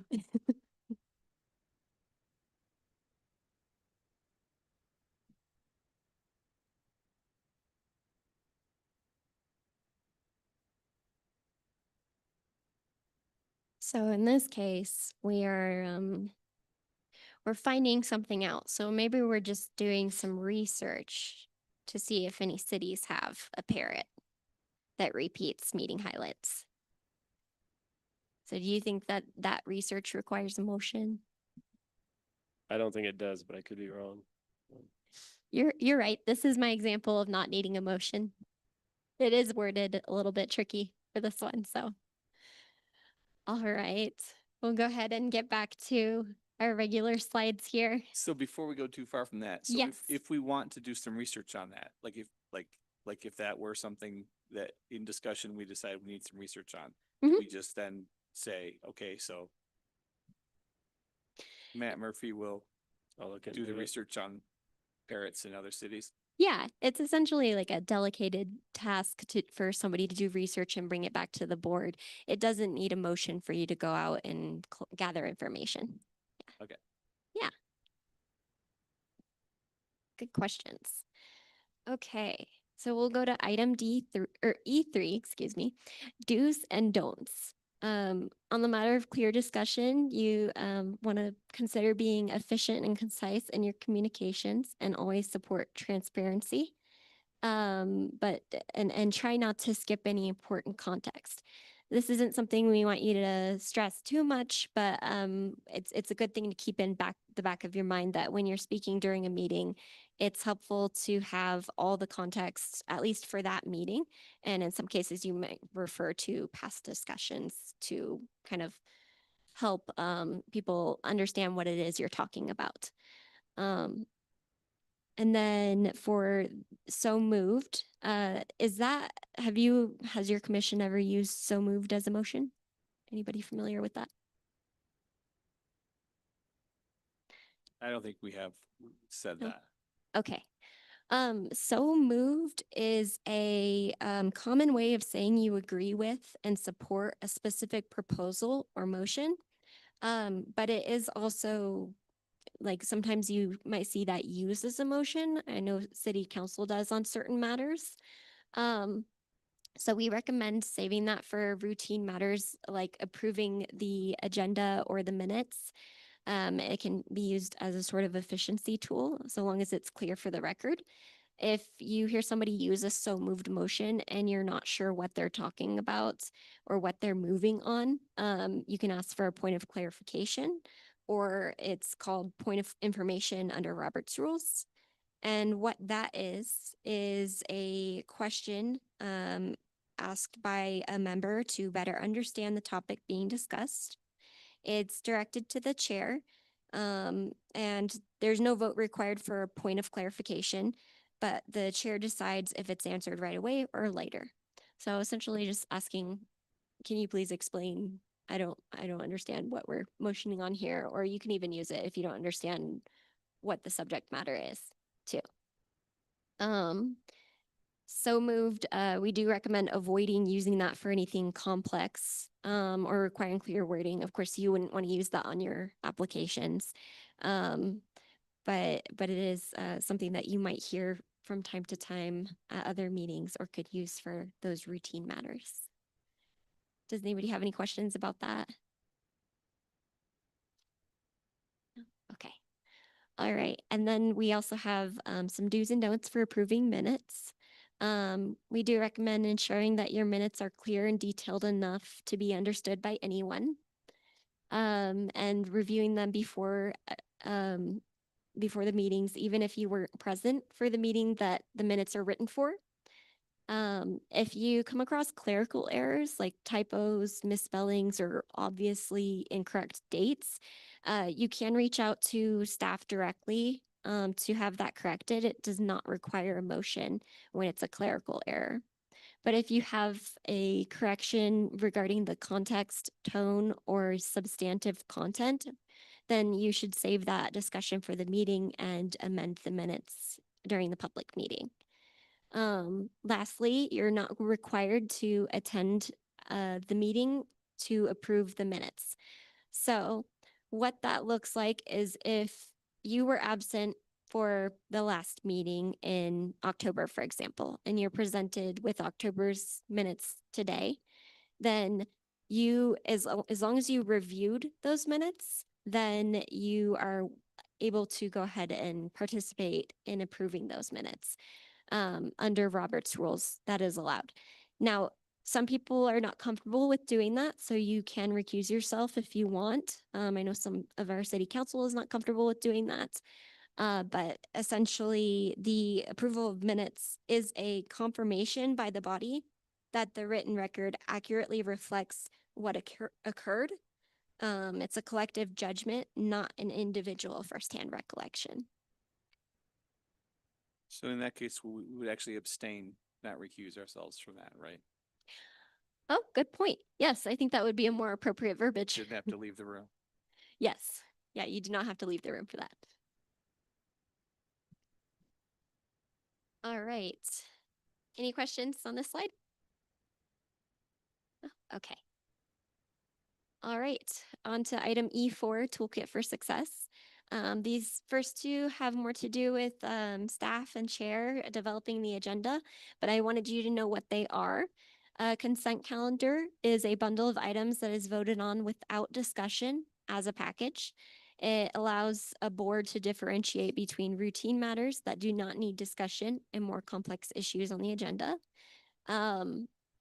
I don't foresee that you would need to use this anytime soon, but it's something that you would see on city council's agenda, for example.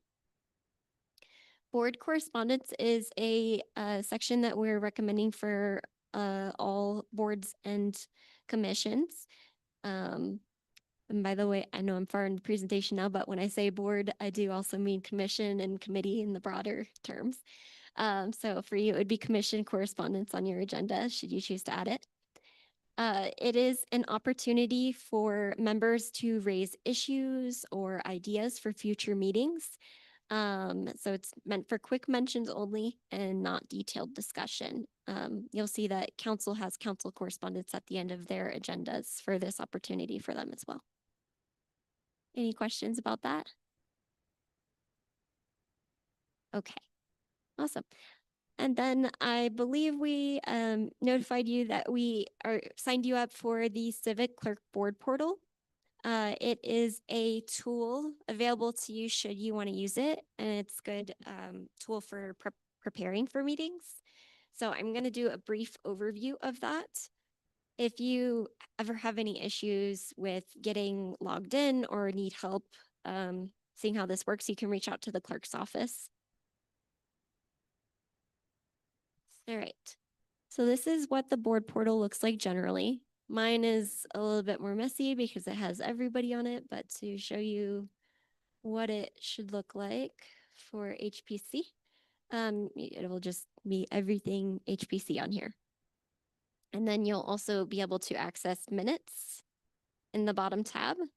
And there's a notes section as well, which I'll go over a bit more in a moment. And then the media tab we actually don't use, so we can ignore that one. All right, so you'll start by selecting which agenda you want to look at. And you have different options. You can view or annotate files. You've got your agenda and packet, view or annotate. And then when you click into individual items, you can annotate the attachments individually as well. What I will say is the annotation is not my favorite tool on here, just because if you were to annotate something in the packet, an attachment in here, it's not going to carry that annotation over to the individual attachment that's in the agenda items. So whichever way you choose to use that tool, it's best to stick to one way of using it. And you can also, of course, open a separate file to have it open during the meeting if you wanted to use this that way. So if I click into the item here, we've got your minutes. You can see the attachment.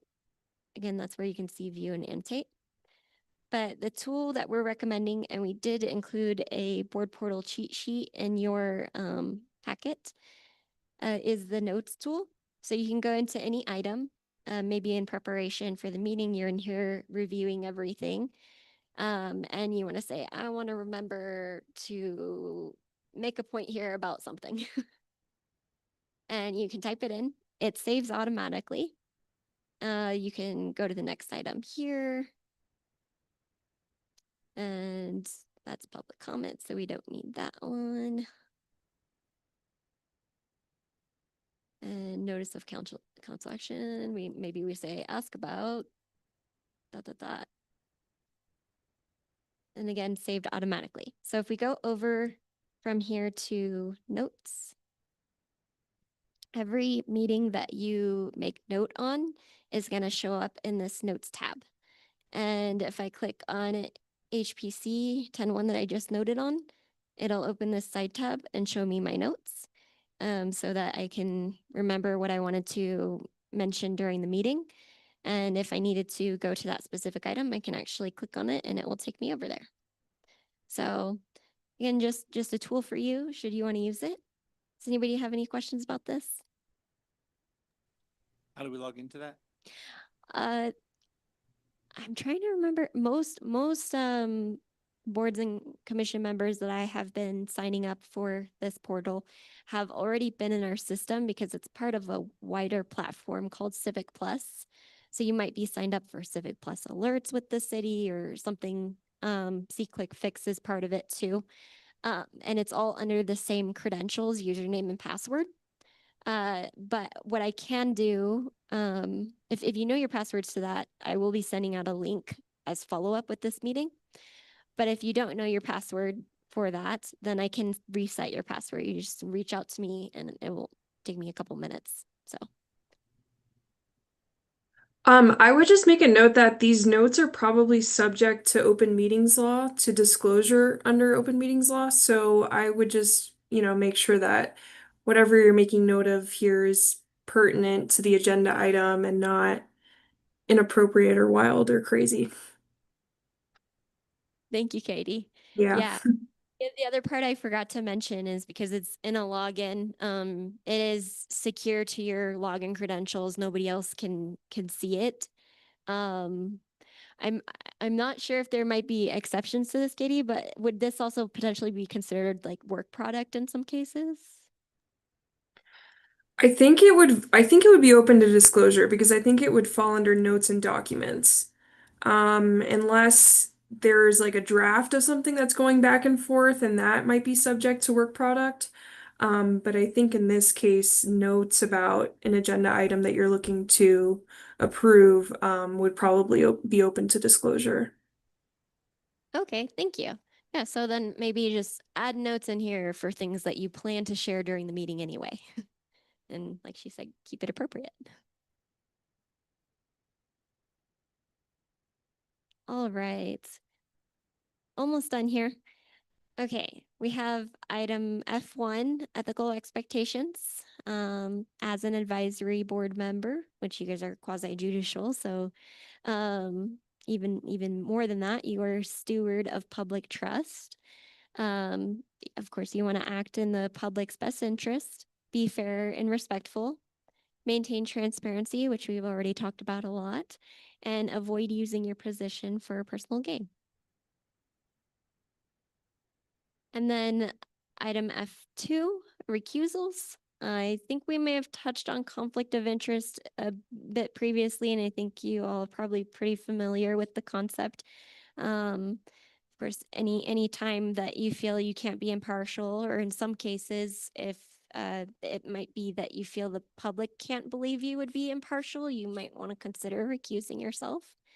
And then the general process for doing that is to state your intention to recuse on the record clearly and briefly, step away from the discussion table or leave the room, and then do not participate in discussion, vote, or attempt to influence others in any way.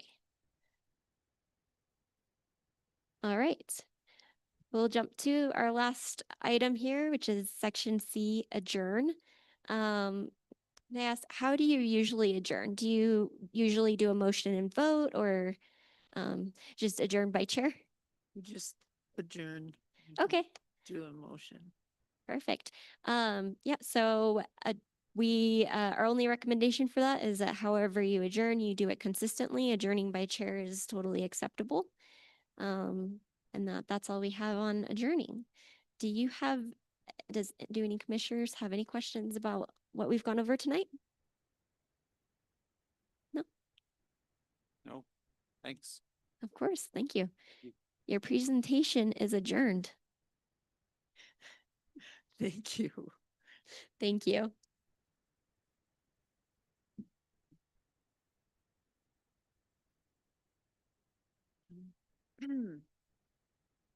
We do have a couple more items to discuss here. I know it's getting late, but we have had this goal of advising realtors who are doing business in the commercial core about letting their potential buyers know about all the requirements if you do purchase a property in that area.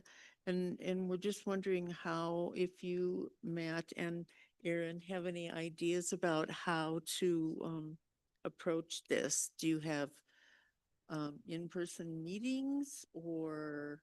I was thinking what would be beneficial would maybe a one-page packet flyer or something that would drop off at the property management companies, real estate companies, so they're aware and they could give those packets to people that have purchased a house recently.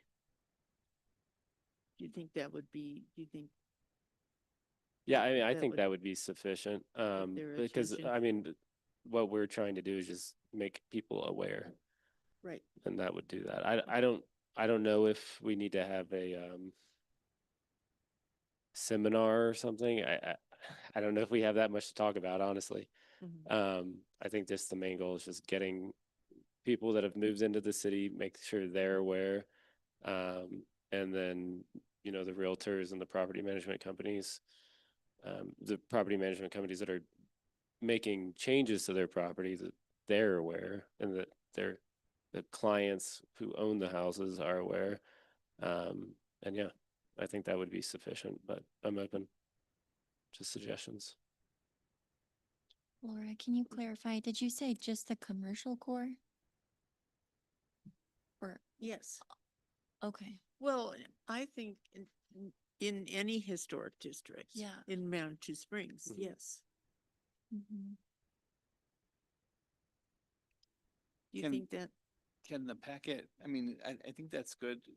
It's gotta be valuable information. I mean, can we? I mean, the idea, I mean, I was a realtor a long time ago, but I remember the thing about realtors is you need to be the source of the source, right? So you can't actually direct anybody to do anything, but you could provide information for them to, and suggest that they do some research and find things out. Well, oh, sorry, what were you? No, so I mean, Okay. that's kind of, I mean, that's kind of what our packet would have to be, Yeah, and sort of enlightening them on, what types of things need to be addressed, right? yeah, I think it would be really helpful if we give realtors a reason to promote it, which I know it's up in the air at the moment, but the grant that would, if a realtor told their client, you can make some changes. I know this house needs a little bit of work, but you can apply for this grant. Here's a packet with more information. It's kind of in the air at the moment. I mean, I know there are other grants available. But I mean, that information could be included, and then that gives the realtor an incentive to share the HPC. So I would consider if you're gonna make a one pager to, maybe we could team up and drop off quite a few of them at the real estate offices, because there's a lot of Colorado Springs agents that would be working in Manitou. And they have 100 agents in their office. If we were able to print those, that would be the way to get them distributed. And do you think that our flyer or brochure or whatever it is would not get lost in all the other information they? yeah, I mean, Aaron knows there's a lot of stuff that goes into real estate offices, and that's why maybe like if we can give them an incentive to share this information, like grants or I can't think of any other information off the top of my head, but if we promote that to the realtor, then they want to relay that information and hold on to it. So, Okay.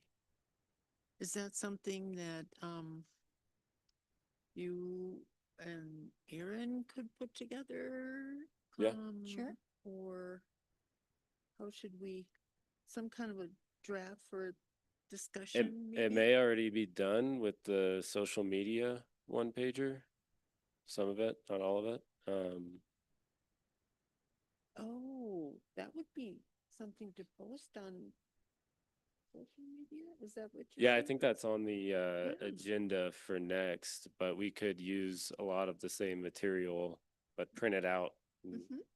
give physical copies to offices.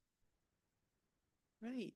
I think That I think sounds- that's a good idea. I think it might, if it's gonna be something handed out, it would be good to maybe make bullet points of some of that instead of being Yeah, a full page of text. yeah. We should make it. Yeah, very digestible. concise. Yeah. Mhm. Right. So Okay. it's sort of like what to know when you're showing homes in a historic district. Yeah, Right. yeah. Right. The other thing I was thinking too, that I think we talked about it in the past, but having a list of, I guess, contractors, painters, people that work on windows that are approved by us, but not recommended by us, I guess. Okay. That could be something else that we can include within the packet. So we have grant information. I have a list. All right, because I don't, so that's perfect. And I think we were starting one, Aaron, we starting a list of window restores? Yeah, we had a list that was from different recommendations informally for a window evaluations. I do just always exercise caution in terms of if we're putting this forward with the city's logo on it that says reach out to these people to do the work, it could be seen as us endorsing a specific business. So I have a little bit of heartburn about that, but that's maybe a better question for just something that Katie would review for us prior to making anything like that public. Yeah, and I can definitely review anything.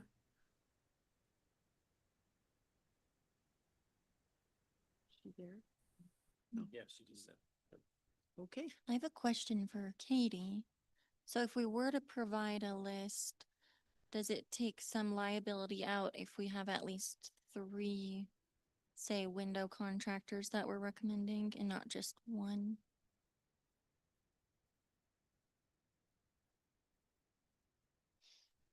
Sorry, my computer was taking a second to sort of unmute and everything.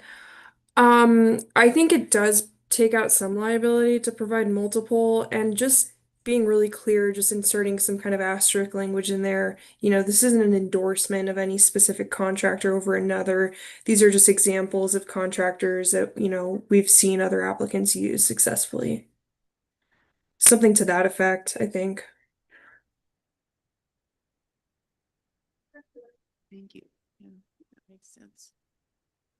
Okay, well, that would be great to just see something to get started on. Yeah. We Aaron and could I can, collaborate on that. yeah. Thank you. Should we, you Great. guys want to bring that to the next meeting? Sure. Yeah. All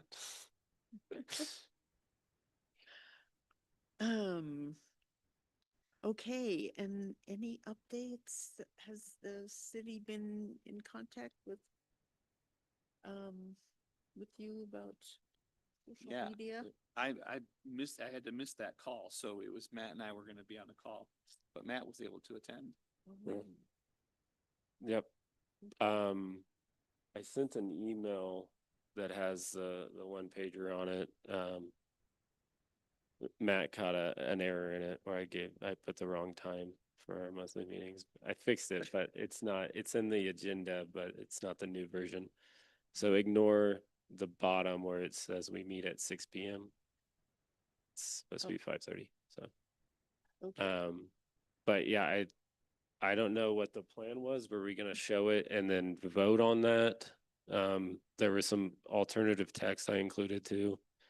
But I think the idea was I put together the one pager and then I can't remember her name. But I sent it to the lady at the city that manages social media. And after it's reviewed on today's meeting, then she would include it. Oh, okay. And then how often are we able to make posts? I think we can make them as frequent as monthly. I think that was what we had talked about. I was thinking maybe we start out quarterly or a little more frequent than that. But it's up to us kind of. Okay. So, are we each gonna present some other ideas for, I think we had a list, didn't Yeah. we? Yeah. Mm. And Yeah. I think so like for the first one it was just intro to HPC and then my computer died, but it's in the emails where it was like after this one is done, then we can appoint somebody else to do the next one, Okay. and then so on. Somebody else gets appointed to do the next topic. Sounds good. Yeah. Thanks for doing that. Thanks, all of you. Sorry, I'm just going for off my having the memory, which isn't good. Expertise. Yeah. Okay. So you did send out, or did Chelsea send it? The updated version? Attached a Word document that should have been updated with the corrected time. I did see it at the bottom of the, this meeting's agenda. That's where I saw it. But it's the first draft. So why is it, it was highlighted and it said, part of the top was highlighted saying that. Yeah, it's there were the two same- paragraphs. Yeah. It was a choice, I guess, which text was liked better. Then we could use that one.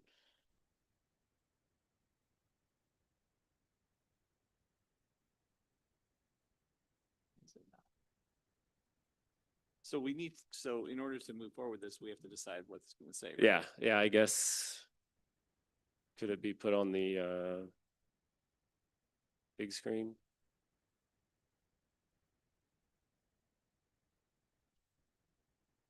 So yeah, I think it just needs to be, there needs to be a motion and it needs to be approved. And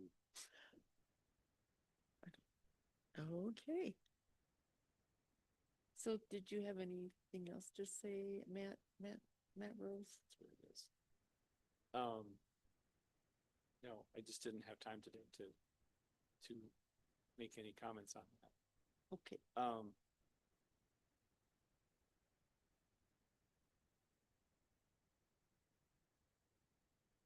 I think the briefer version,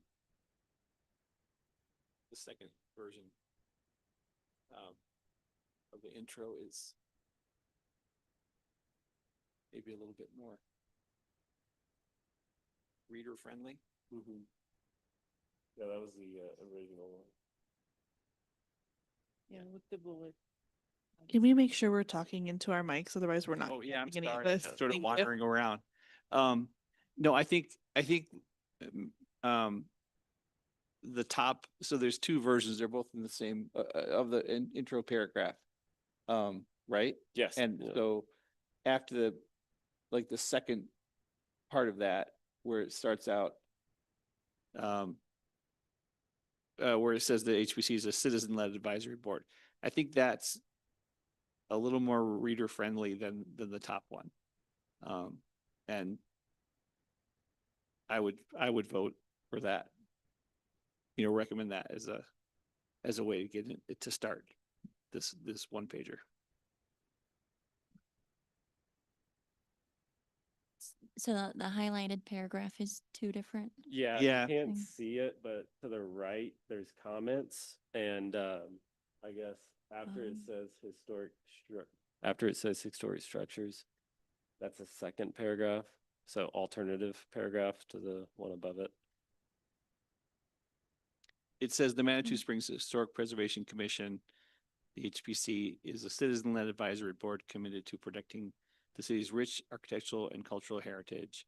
We work to ensure that the unique character of Manitou Springs, rooted in its natural beauty, historic buildings, and artistic spirit, is preserved for future generations. I think that sums it up quick, nice and short and kind of, in a more emotional way than the top one. Yeah, the top one is just a rip off of how we start off every meeting. So we would just not need both of them, just one of those. Yes, yeah, we have to pick one. Okay. So, does anyone else have any more comments about? I would choose the second one.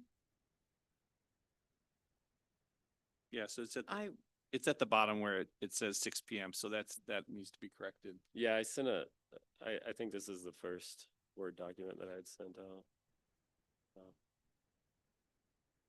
I would also go for are we voting on this or just? Should we make it a motion? Could I ask a question? So what's at the bottom? Is it a website Yeah, I put- reference?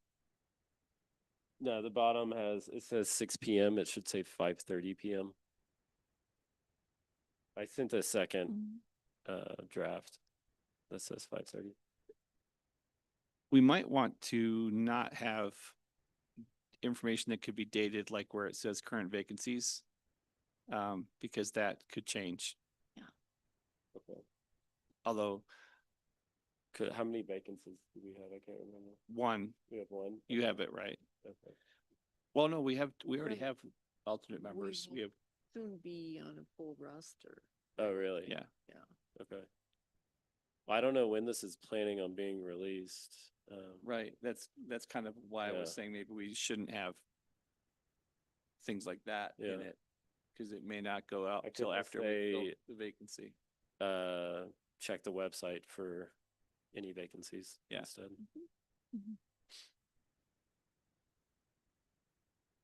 And Yeah, where I is think this that's- being?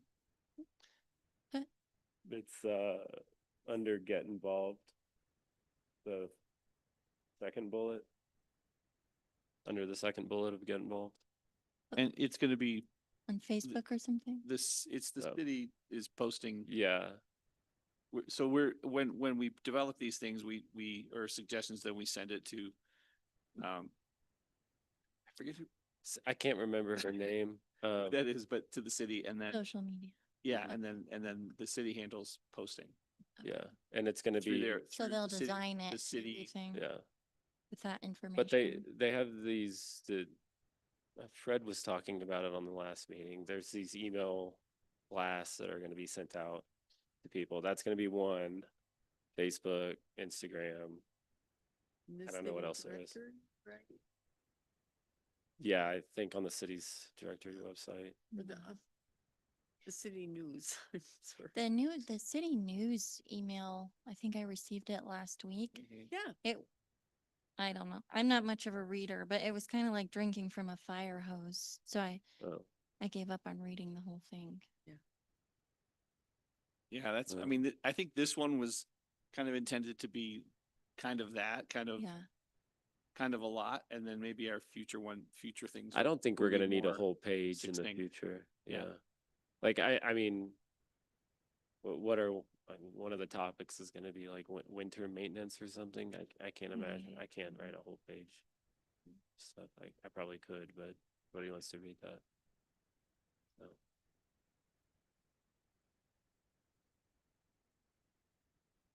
All right, so to decide on it, I guess we vote then, because that's how we decide on what it's gonna be, huh? I guess so. so should we, I mean, we could also postpone until the next meeting, so everybody has time to read it and redline everything and come back, and then we can make revisions. I don't think we're in a big rush to get it out, so, It might be a good idea. yeah. I think it's hard to, so I'll get that But- by email so we can. it's in the It's on agenda, yeah. This week's agenda that came in the packet has this on the end of it. Just, where it Actually- says 6 p.m., it actually there- says 5. There was a, it's one of the items in the packet, so it's social posts or the, I forget what it's called. Oh, right. Manitou Springs Historic Preservation intro article. That's what it's called. And it's in the packet. Okay. So So next, we're gonna, next. So a time we- motion to postpone. Alright, second. so, okay. Okay, well, it Since we is, need to vote on it, what, right? Aye. okay. It's 7:41. I do have one item for staff updates in terms of SOPs. Chelsea Royston will be the staff liaison starting in December until February, while I'm out on my leave. So just kind of update, she's who you'll get all your notifications from in terms of call for quorum. Thanks. Thank you. Okay, at 7:41, this meeting is adjourned. Thanks for Thank you.